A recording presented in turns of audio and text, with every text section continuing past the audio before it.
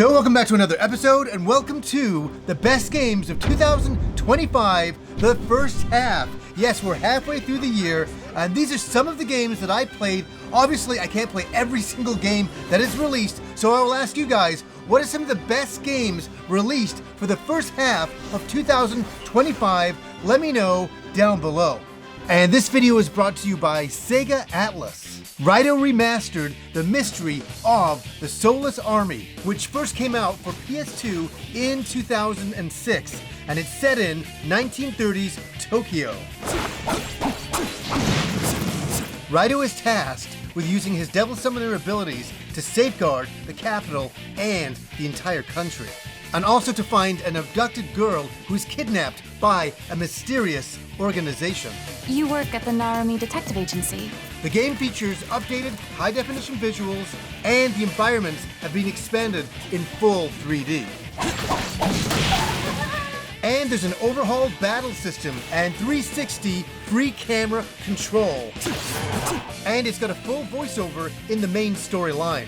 Do not pursue the girl. And there's 120 demons to recruit and investigate cases with. And more side quests have been added. Playtime is over! Click down below to jump into RAIDOU Remastered, The Mystery of the Soulless Army, and experience it for yourself.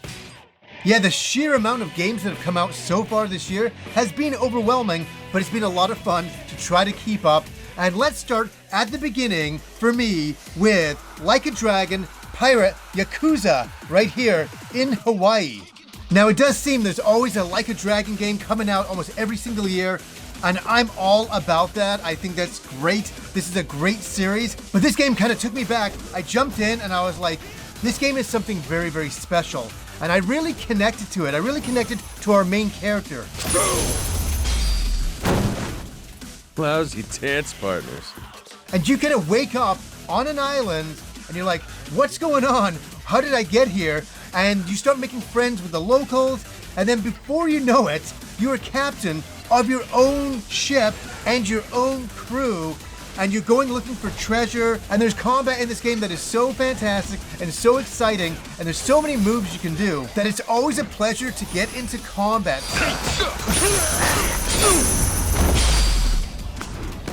But the one thing that I gotta say that I love in this game the most is the recreation of Waikiki, Hawaii.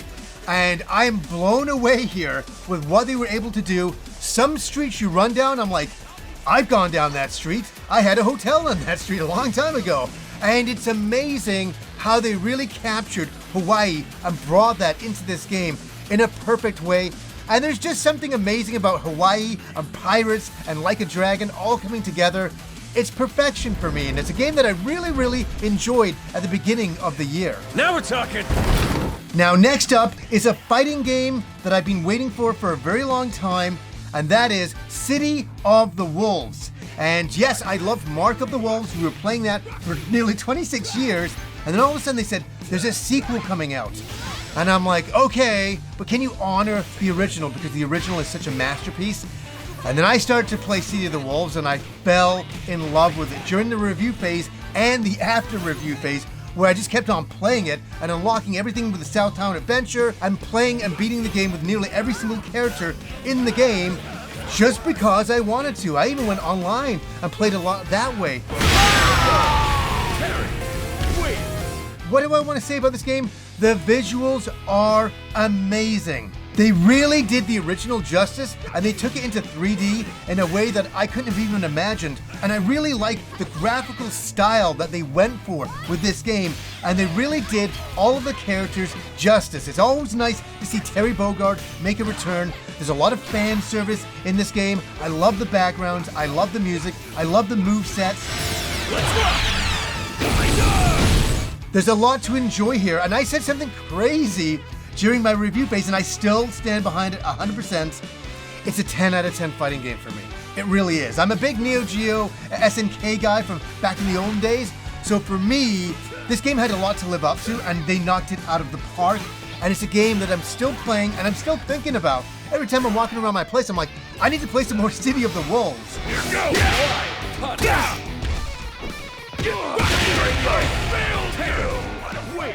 Now the next game is a little game that I thought not a lot of people were going to talk about. I decided to cover it because I'm like, yeah, this game looks fascinating, the combat looks really cool, and that's for an RPG called Clair Obscur Expedition 33. And it's kind of the fun story for me to tell now, is that I thought this was going to be a very underground RPG that a lot of people weren't going to cover. I wanted to cover it because I love RPGs, and I thought there's something interesting about this game, and I really want to talk about it. And so I played it, I did some first thoughts on it, and the video didn't do well, and I was like, oh, that's okay, because you know what? I really wanted to cover that game. And then something fascinating happened. The internet happened. All of a sudden, the word of mouth about this game and how special it was started to spread throughout the internet. And then everybody was like, oh, I want to play this game. I want to play this game. This game looks pretty neat. It's by a French developer, and there's only a 30-person team who made this game. And they love the combat, people like the visuals of it, and they're like, I want a copy. The game sold out. And guess what also happened as a byproduct? My video review of it went huge. It went really big because everybody started to search for the game. And I gotta say, I was really happy about that. Not for the video success, but for the success of the game. And I think for a lot of people out there, they really want to rally behind a game because there's a lot of negativity out there online with a lot of different things. And I think people saw this as an opportunity to embrace something and to really bring it up. And that's what happened to Clair Obscur. Not taking anything away from the game, because the game is a great RPG, beautiful visuals, and an incredible soundtrack. Know that Lumiere fights with you. Definitely worth your time to be a part of and to try out an underground RPG that turned it all around and became a big blockbuster game this year that nobody saw coming.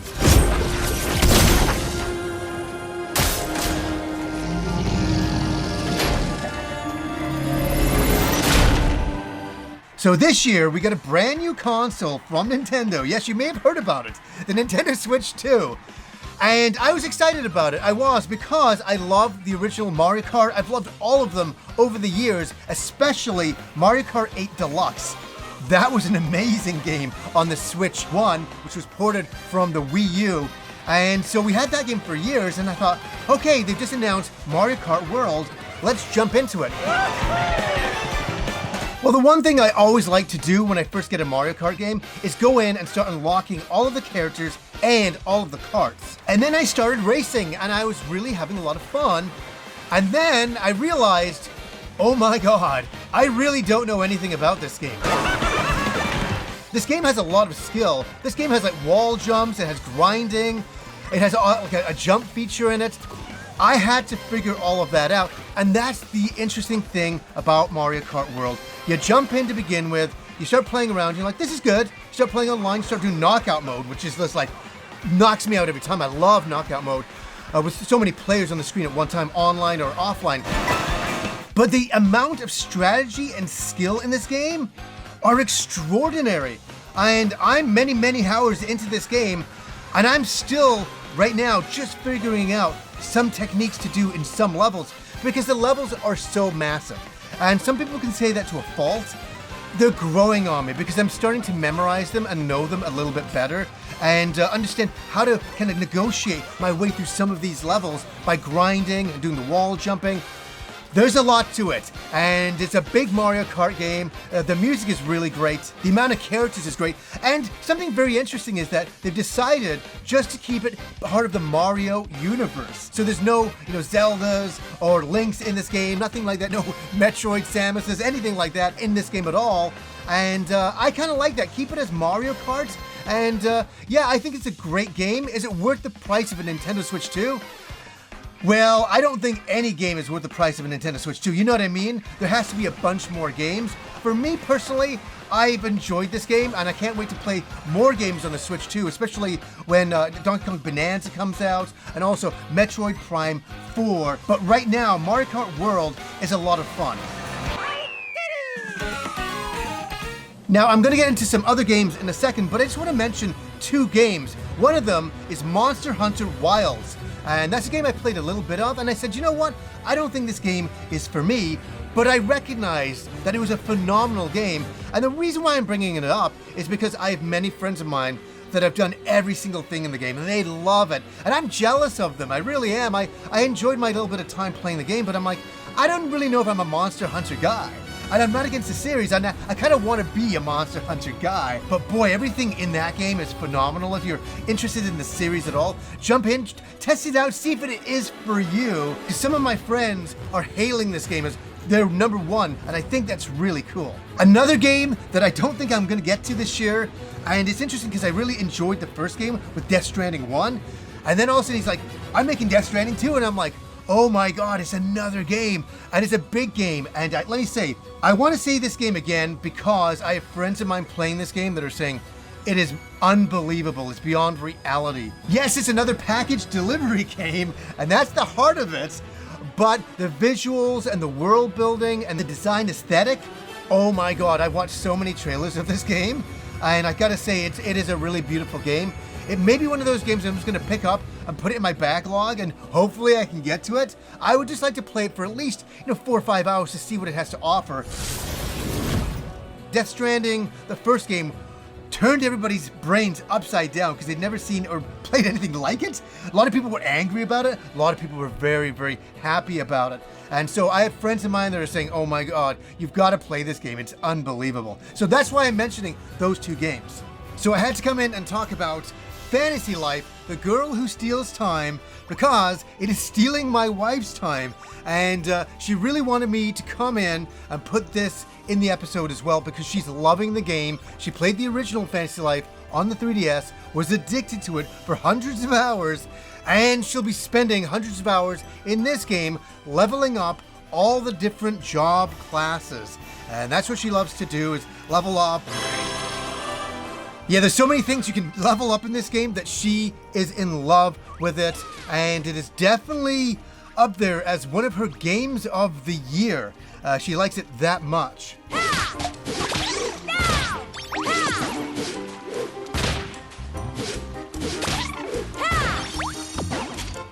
So now we get to this section of games.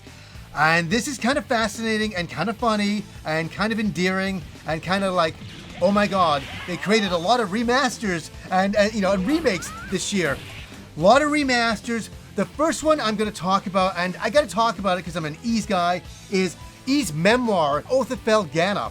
And this came out on PC many, many years ago. I played it back then. Well, guess what? Finally, we have it for modern consoles, and this is a great game to play. And it's basically based off Ys 3. And they turned it into full 3D back then, and they've kind of remastered it. Visuals are updated, and it looks really, really nice. But the claim to fame of Oath of Felana has always been about the gameplay. The visuals were always okay, but where it shines is it's a grinding game. It's about taking Adol and going through Felana and just grinding so many monsters and bosses, and that's where the fun is. And just going back to town and upgrading your equipment and exploring around. This game has it all for an Ys fan, and I'd often say that you could start in the Ys series with this game. It's a great way to jump in. Even with Origins, it's a great way to jump in. But it was so nice to get a remaster of Oath of Felana this year. And yes, here we go with the next remastered collection, and this is for Lunar 1 and 2. This is the Lunar Remastered Collection, and I had to buy 2 copies of it because I enjoyed the original game so much. And these are based off the PlayStation games, but they're given a brand new vocal dub, and I gotta say, they did a great job with it. I should have known I'd find you here. Where else would I be? And they did a great job with the remastering of these graphics and some of the visuals, some of the animation cutscenes. They went back and overdrew all of it, and I think they really did a good job knocking it out of the park and remastering it for a whole new generation. And it's really kind of made me feel good going to conventions and running into people that say, oh my god, I watched your Lunar review of the Remastered Collection and I'm looking for it at this convention, and I'm like, well, good luck, I hope you enjoy the game. And that's the thing I have to say about a lot of these remastered games is they're from a different time period. Some of them from 1999, 2000, and some of them from even earlier. And they're a product of that time. But if you want to jump into some great old JRPGs from the 90s, this is the way to go. And Lunar has a beautiful storyline, really wonderful characters, and some fun combat.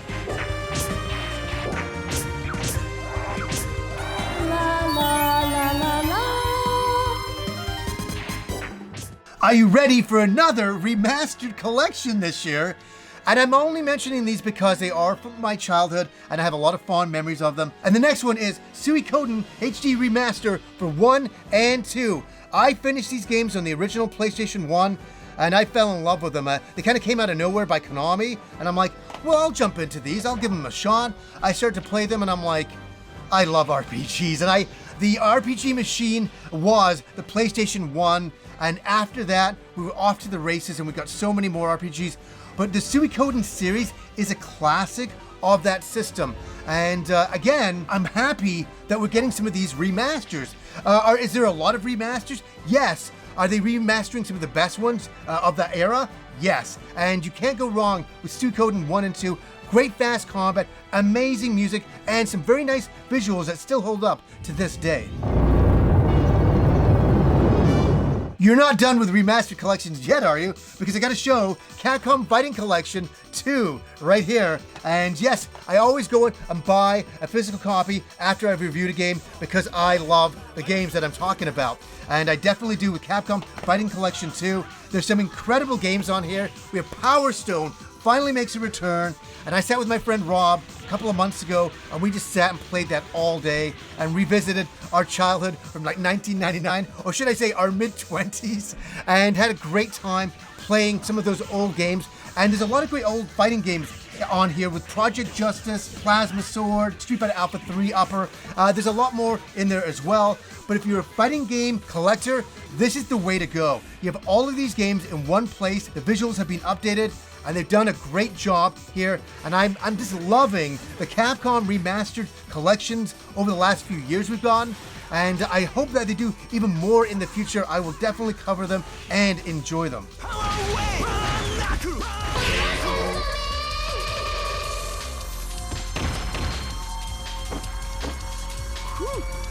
And last but not least, Xenolade Chronicles X, the definitive edition. My wife finished this game this year, 140 hours it took her, and I gotta say, it took us on a wild ride. And I even made a video this year saying it's a 10 out of 10 game for me. It really is, in the sense of how big the game is.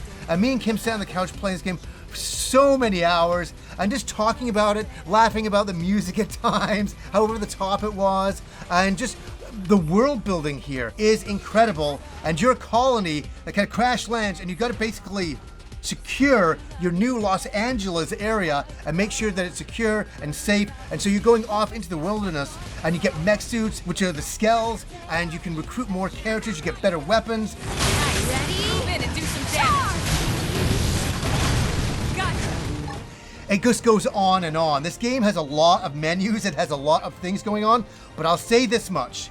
If you get through it all, you will be rewarded with a great storyline near the end. It's a good storyline all the way through with different alien races and things like that, but the storyline at the end and some of the revelations, me and my wife turned to each other and were like, oh my God, it's one of these. And great stuff. Great stuff to the end. And yes, this is also a remaster of a game from 10 years ago, but I think they did such a great job with it, and it still holds up to this day. And it was nice to get a definitive edition of the game and another one off our bucket list. Yes, we did it. Bam! Nice work, y'all.